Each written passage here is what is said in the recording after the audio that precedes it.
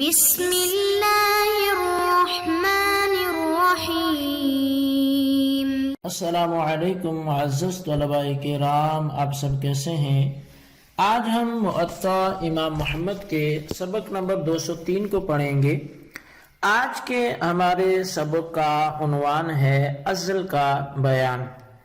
آج کے ہمارے سبق کی عبارت باب الازل سے شروع ہوتی ہے۔ آج کے سبق میں ہم ازل سے متعلق احادیث پڑھیں گے اور پھر امام محمد رحمۃ اللہ علیہ مذہب احناف کے حوالے سے کیا فرماتے ہیں وہ بھی ہم پڑھیں گے۔ تو لیکن اس کی جو باقاعدہ وضاحت ہے ازل ہوتا کیا ہے اور یہ جائز ہے، مستحب ہے یا خلاف اولا ہے، کیا ہے، اس کی تفصیل انشاءاللہ ہم آئندہ درس میں پڑھیں گے۔ تو بہرحال آغاز کرتے ہیں جی ہم آج کے اپنے سبق کا۔ باب الازل سے ہمارا سبق شروع ہوتا ہے۔ امام محمد رحمۃ اللہ علیہ اس باب کی پہلی حدیث پاک کو ذکر کرتے ہیں کہ اخبرنا مالک اخبرنا سالم ابو النضر عن عامر بن سعد بن ابی وقاص عن ابیہ انہ کان یعزل۔ امام محمد فرماتے ہیں کہ ہمیں امام مالک نے ابو النضر سالم سے خبر دی ہے اور وہ عامر بن سعد بن ابی وقاص سے روایت کرتے ہیں اور وہ اپنے والد سے بیان کرتے ہیں کہ ان کے والد ازل کیا کرتے تھے۔ اخبرنا مالک اخبرنا سالم ابو النضر عن عبد الرحمن بن افلح مولى ابی ایوب الانصاری عن ام ولد ابی ایوب ان ابا ایوب کان یعزل۔ امام محمد رحمۃ اللہ علیہ فرماتے ہیں کہ ہمیں امام مالک نے خبر دی ہے اور وہ فرماتے ہیں کہ ہمیں ابو النضر سالم نے عبد الرحمن بن افلح سے، جو کہ ابو ایوب کے مولا تھے، ان سے بیان کیا کہ وہ حضرت ابو ایوب انصاری کی ام ولد سے بیان کرتے ہیں کہ حضرت ابو ایوب انصاری رضی اللہ عنہ ازل کیا کرتے تھے۔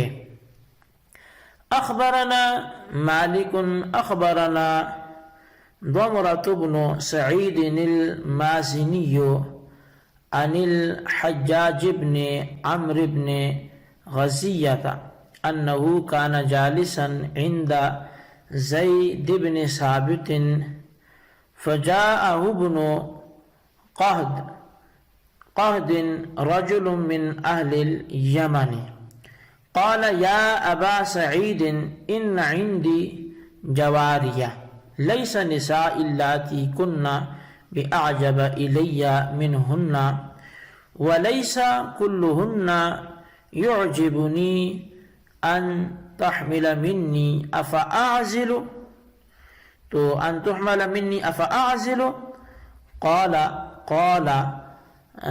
أفته تو یا حجاج قال قلت غفر اللہ لك انما نجلس الیک لنتعلم منك قال افته قال قلت هو حرسك ان شئت عطشته وان شئت سقيته قال وقد كنت اسمع ذلك من زيد فقال زيد صدق قال محمد۔ خیر، قال محمد سے ہم آگے پڑھتے ہیں، ابھی یہاں تک اس کا ترجمہ کرتے ہیں۔ امام محمد رحمۃ اللہ علیہ فرماتے ہیں کہ ہمیں امام مالک نے خبر دی اور وہ فرماتے ہیں کہ ہمیں ضمرہ بن سعید مازنی نے حجاج بن عمرو بن غزیہ سے خبر دی کہ وہ ایک مرتبہ حضرت زید بن ثابت رضی اللہ عنہ کے پاس بیٹھے ہوئے تھے تو ایک یمنی شخص ابن فہد نامی آیا اور عرض کرنے لگا کہ اے ابو سعید، میری بہت سی لونڈیاں ہیں، میری بیویوں سے مجھے زیادہ خوبصورت اور اچھی لگتی ہیں، اور میں نہیں چاہتا کہ وہ مجھ سے با امید ہو جائیں، یعنی حاملہ ہو جائیں، کیا میں عزل کر سکتا ہوں؟ راوی بیان کرتا ہے کہ حضرت زید بن ثابت نے حجاج سے کہا تم اس کے مسئلے کا جواب دو۔ انہوں نے کہا اللہ تعالیٰ آپ کی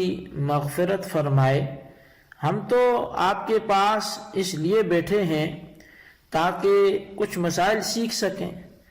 زید بن ثابت نے فرمایا وہ تمہاری کھیتی ہیں، تمہاری مرضی ہے، انہیں سیراب کرو یا خشک رہنے دو۔ اس نے کہا میں یہی بات زید سے بھی سنا کرتا تھا۔ زید نے کہا تم نے سچ کہا۔ قال محمد وبهذا نأخذ لا نرى بالعزل بأسا عن الأمة من الأمة فأما الحرة فلا ينبغي أن يعزل عنها إلا بإذنها وإذا كانت الأمة زوجة الرجل فلا ينبغي أن يعزل عنها إلا بإذن مولاها وهو قول ابی حنیفہ رحمۃ اللہ علیہ۔ امام محمد رحمۃ اللہ علیہ احادیث کریمہ کے لکھنے کے بعد مذہب احناف کو بیان کرتے ہیں تو لکھتے ہیں کہ ہمارا احناف کا مسلک یہی ہے کہ لونڈی سے عزل کرنے میں کوئی حرج نہیں ہے، لیکن آزاد عورت سے عزل اس کی اجازت کے بغیر نہیں کرنا چاہیے، اور اگر لونڈی بھی کسی آدمی کی زوجہ ہو تو پھر اس کے مولا کی اجازت سے عزل کرنا چاہیے۔ یہی امام اعظم امام ابو حنیفہ رضی اللہ عنہ کا بھی قول ہے۔ اخبرنا مالک اخبرنا ابن شہاب عن سالم بن عبد اللہ عن عبد اللہ بن عمر ان عمر بن الخطاب قال ما بال رجال يعزلون عن ولائدهم لا تأتيني وليدة فيعترف سيدها أنه قد ألم بها إلا ألحقت به ولدها فاعتزلوا بعد أو اتركوا۔ امام محمد رحمۃ اللہ علیہ فرماتے ہیں کہ ہمیں امام مالک نے ابن شہاب سے اور وہ سالم بن عبداللہ سے اور وہ عبداللہ بن عمر سے بیان کرتے ہیں کہ حضرت عمر بن خطاب رضی اللہ عنہ نے فرمایا کہ لوگوں کو کیا ہو گیا ہے کہ وہ اپنی لونڈیوں سے اس لیے عزل کرتے ہیں کہ کہیں ان کے ہاں بچہ نہ پیدا ہو جائے۔ اگر کسی لونڈی کے ہاں بچہ پیدا ہوا اور اس کے مولا نے اس کا اعتراف بھی کر لیا کہ اس نے اس لونڈی سے وطی کی تھی تو میں اس کے بچے کو اس کے ساتھ ملا دوں گا، وہ عزل کریں یا پھر چھوڑ دیں۔ قال محمد انما صنع هذا عمر رضی اللہ عنہ على التحدید للناس ان يضيعوا ولائدهم وهم يطؤونهن، وقد بلغنا ان زید بن ثابت وطی جاریة له فجاءت بولد فنفاه، وأن عمر بن الخطاب وطي جارية له فحملت وقال اللهم لا تلحق بآل عمر من ليس منهم، فجاءت بغلام أسود فأقرت أنه من الراعي فانتفى منه عمر، وكان أبو حنيفة يقول إذا حصنها ولا يدعها تخرج فجاءت بولد لم يسعه فيما بينه وبين ربه عز وجل أن ينتفي منه فبهذا نأخذه۔ امام محمد رحمۃ اللہ علیہ اس حدیث پاک کے لکھنے کے بعد بھی آپ فرماتے ہیں کہ حضرت عمر رضی اللہ عنہ نے ایسا لوگوں کو ڈرانے دھمکانے کے لیے کیا تھا تاکہ لوگ اپنی ہونے والی اولاد کو ضائع نہ کریں، حالانکہ وہ اپنی لونڈیوں سے ہم بستری بھی کرتے تھے۔ ہمیں یہ روایت پہنچی ہے کہ حضرت زید بن ثابت رضی اللہ عنہ نے اپنی لونڈی سے جمع کیا، پھر اس نے بچہ جنا تو انہوں نے اسے اپنا بیٹا ماننے سے انکار کر دیا۔ اور یہ بھی روایت پہنچی ہے کہ حضرت عمر بن خطاب رضی اللہ عنہ نے اپنی لونڈی سے وطی کی جس سے وہ حاملہ ہو گئی، اور آپ نے دعا مانگی کہ اے اللہ، جو عمر کی اولاد میں سے نہیں ہے اسے اس کی اولاد میں نہ ملا۔ آپ کی اس لونڈی نے سیاہ فام بچے کو جنم دیا اور اقرار بھی کر لیا کہ یہ ایک چرواہے کا نطفہ ہے۔ بس حضرت عمر نے اس کا انکار کر دیا، اور حضرت امام اعظم امام ابو حنیفہ رضی اللہ تعالیٰ عنہ بھی فرمایا کرتے تھے کہ جب مولا اپنی لونڈی کو اندر پردے میں پابند رکھتا ہے اور اسے باہر جانے نہیں دیتا، پھر ایسی حالت میں اس کے ہاں کوئی بچہ جنم لیتا ہے تو پھر اس کے اور اس کے رب کے درمیان اس کی گنجائش نہیں ہے کہ وہ مولا اس بچے کا انکار کرے۔ ہمارا بھی اسی پر عمل ہے۔ اب یہ احادیث کا سلسلہ اس باب کے اعتبار سے آخری حدیث پہ آ کے اب ختم ہوتا ہے۔ آخری حدیث جو اس باب کی ہے وہ یہ ہے کہ اخبرنا مالک حدثنا نافع عن صفیۃ بنت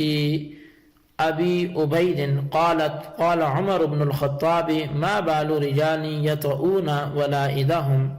ثم يدعونهن فيخرجن والله لا تأتيني وليدة فيعترف سيدها أنه قد وطئها إلا الحقت به ولدها فأرسلوهن بعد أو أمسكوهن۔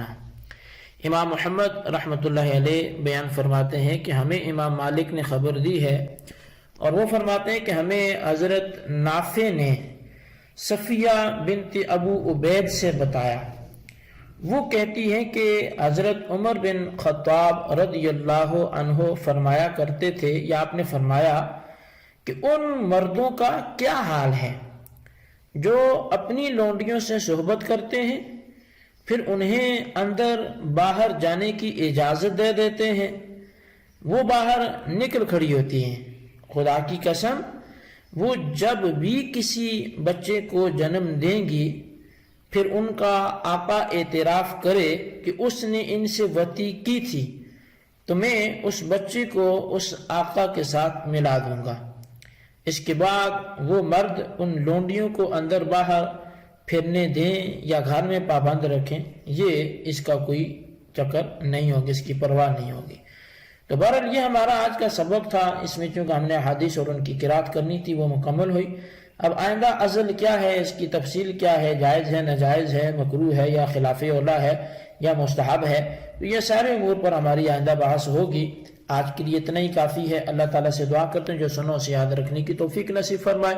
آمین بجاہ النبی الامین صلی اللہ علیہ وسلم۔